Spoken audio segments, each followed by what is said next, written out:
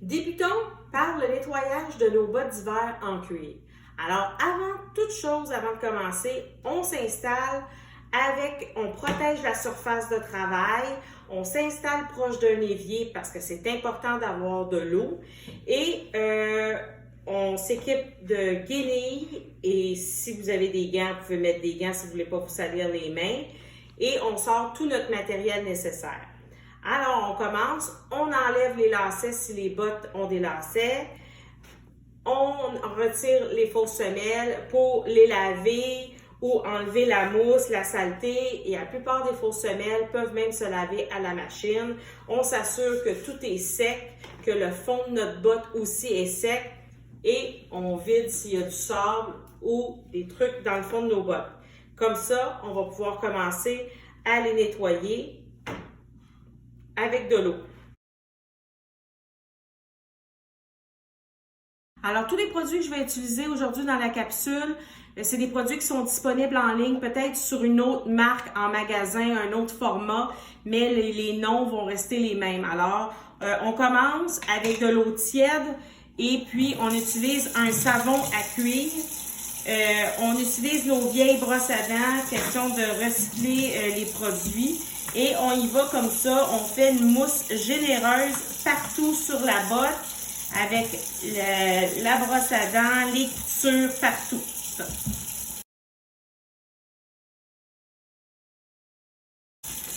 Une fois le savonnage terminé, on procède au rinçage. Alors, le rinçage a pour but d'enlever toutes les saletés et principalement le calcium, les fameuses taches blanches sur nos bottes. Alors, on les passe à l'eau tiède sans les détremper. On peut enlever le savon comme ça, c'est pas grave. Toutes nos bottes d'hiver sont des produits imperméables. Donc, le cuir, il n'y a pas de problème à être passé sous l'eau. On enlève tout le savon. Nos bottes sont belles, les semelles sont propres. Et maintenant, on peut passer à l'étape des essuyer. Alors, on prend un linge, on essuie nos bottes, on enlève tout le surplus d'eau. Et là, la prochaine étape, ce qui va être vraiment important avant de faire quoi que ce soit, c'est de les laisser sécher loin d'une source de chaleur. Alors, on ne procède jamais à un cirage sur une botte qu'on vient tout juste de laver et que le cuir est humide.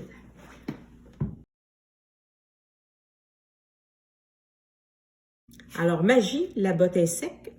Alors, quand on voit des traces que le cuir a été abîmé comme ça avec le sel, les intempéries de l'hiver, c'est important de lui donner quelque chose qui va le nourrir, qui va l'assouplir, qui va empêcher qu'il se dessèche encore tout le long de l'été quand on va les remiser. Alors, moi, je vous conseille la crème universelle de Saphir et on l'applique tout simplement comme ça. On peut avec nos doigts.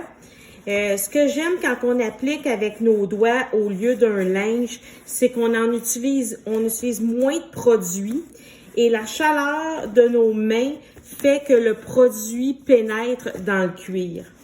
Alors, il faut y aller. On est mieux d'en remettre plus souvent dans nos mains que d'en mettre trop du premier coup parce que si on met trop d'un produit, ça peut laisser des traces blanches. Donc, faut bien s'assurer que le produit est bien pénétré partout. On peut aller aussi là, la langue et tout ça, mais là, vraiment, on veut protéger le cuir pour faire un prochain hiver avec nos bottes. Donc, on s'assure que le cuir, toutes les petites fentes soient bien hydratées avant d'aller à l'autre étape. L'étape suivante, c'est l'application de la crème ou du cirage. Alors là, aujourd'hui, je vais utiliser la crème Saphir en noir. Les produits Saphir sont disponibles toujours en ligne en différentes couleurs. Donc, il y a différentes façons de l'appliquer. Vous allez trouver celle avec laquelle vous êtes le plus confortable. Alors, j'ai toujours notre fameuse vieille brosse à dents ou un petit linge aussi qu'on met comme ça au bout de nos doigts et qu'on peut travailler avec. Alors, vous allez voir, moi, j'apprécie beaucoup la vieille brosse à dents. On n'en met pas beaucoup. On s'en va et on commence par le bord des semelles où est-ce que les coutures, la jonction avec l'empeigne de votre botte. Et on en remet comme ça au besoin. Et on fait tout le tour de la botte et on fait une attention particulière. Moi, j'aime bien quand que je reprends du produit, là, je m'attaque tout de suite aux coutures. Comme ça, ben c'est vraiment là que c'est vulnérable, hein, nos bottes d'hiver. C'est où est-ce que les coutures, les jointures et tout ça. Donc, c'est là. Et ensuite, c'est là que je remonte le surplus du produit pour bien protéger ma botte. Par contre, le bien important là-dedans, c'est que souvent, on ne cire pas en noir la portion du haut. Parce que souvent, ça touche à nos vêtements et on les touche avec nos mains. Alors, pour pas se salir, on met pas de couleur noire là. On peut tout simplement, le produit, la crème universelle Saphir va avoir fait son travail à cet endroit-là. Donc, voici pour cette étape-là.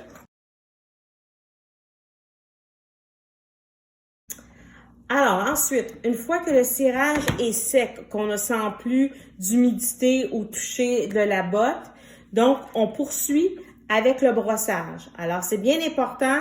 Aujourd'hui, on fait un produit qui est noir, on utilise notre brosse noire, mais lorsqu'on fera des couleurs pâles ou des bruns, ça sera important d'avoir une brosse différente associée à chaque couleur qu'on va faire parce que ça se peut qu'il y ait un transfert de couleur entre la brosse et le produit qu'on va brosser. Alors, on y va énergiquement, on met la main à l'intérieur de la botte et on procède au brossage tout le tour.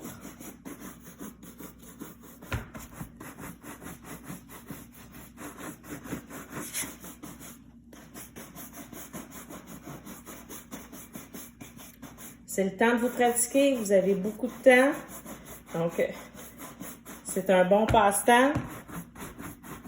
Et là, c'est terminé pour le polissage à la brosse.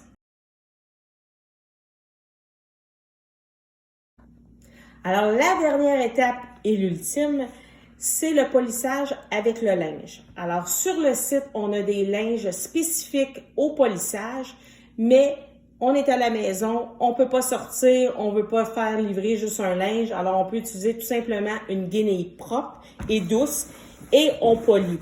Le but du polissage, c'est d'enlever le surplus de couleur qui peut s'être accumulé dans les coutures et de la faire briller encore plus. Alors, tout ce qu'il vous reste à faire, c'est de remettre vos lacets propres et vos fausses semelles et hop, on peut les entreposer. On peut les entreposer toujours dans un endroit sec, loin de l'humidité et de la chaleur pour tout l'été. Alors, voici le résultat final de nos bottes en cuir après tout l'entretien qu'on leur a fait. Ils sont prêts pour l'entreposage.